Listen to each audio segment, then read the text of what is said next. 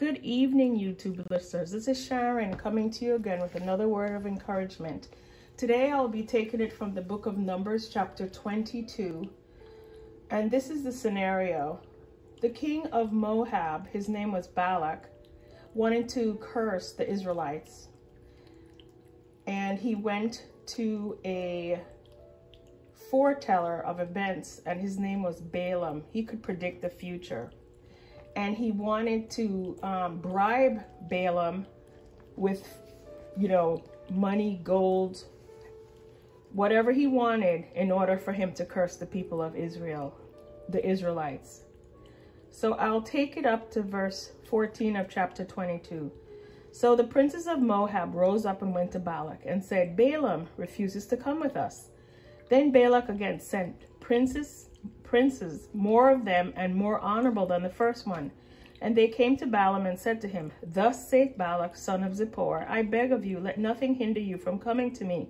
For I will promote you to very great honor, and I will do whatever you tell me. So come, I beg of you, curse these people for me. And Balaam answered the servant of Balak, If Balak would give me his house full of silver and gold, I cannot go beyond the word of the Lord my God to do less or more. Now therefore I pray you, stay here tonight, that I may know what the Lord has to say.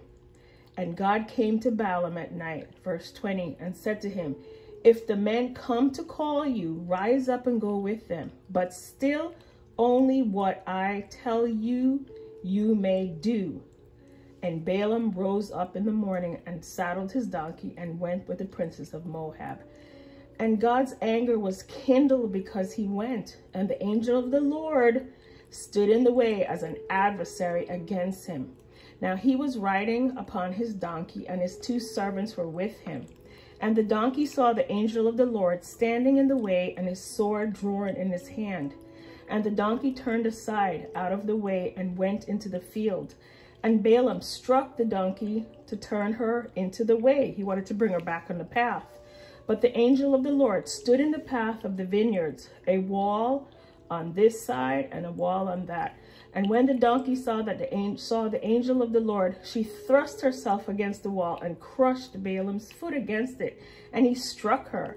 And the angel of the Lord went further and stood in a narrow place where there was no room to turn, either to the right or the left. And when the donkey saw the angel of the Lord, she fell down under Balaam, and Balaam's anger was kindled against her, and he struck the donkey with his staff.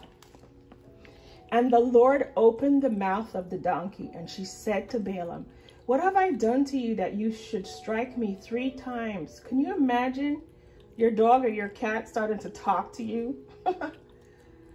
And Balaam said to the donkey, Because you have ridiculed and provoked me, I wish there were a sword in my hand, for now I would kill you. And the donkey said to Balaam, Am I not your donkey upon which you have ridden all your life until this day?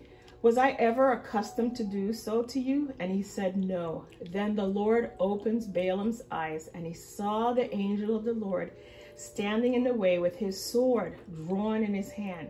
And he bowed his head and fell on his face. And the angel of the Lord said to him, Why have you struck your donkey 3 times? See, I came out to stand against you and resist you, for your behavior is willfully obstinate and contrary before me.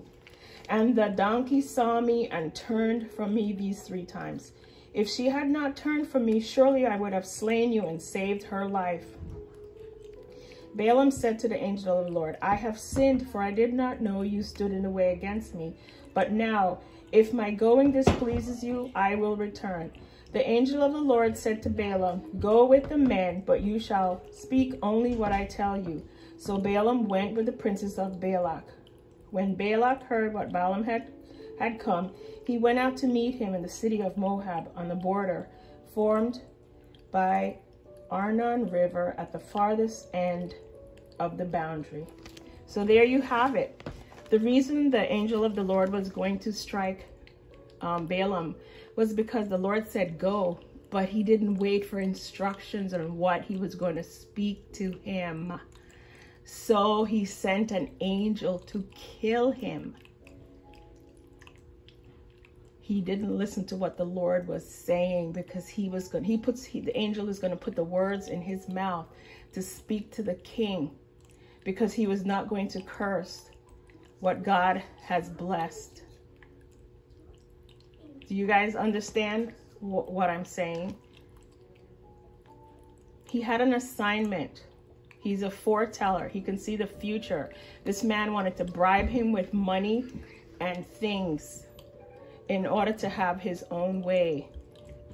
And because he was disobedient and left without the word of the Lord going into his mouth for him to speak, the Lord sent an angel to strike him down.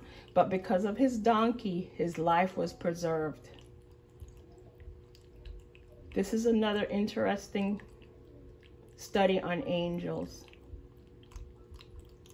Anyway, I hope you enjoyed that. Please go back and listen to that chapter. It's Numbers 22. Read the entire thing, and you will see how the angel of the Lord will strike you down if you're disobedient. Thank God we're under grace and not the Old Testament. Have a great day. Please like, share, and subscribe. Thank you.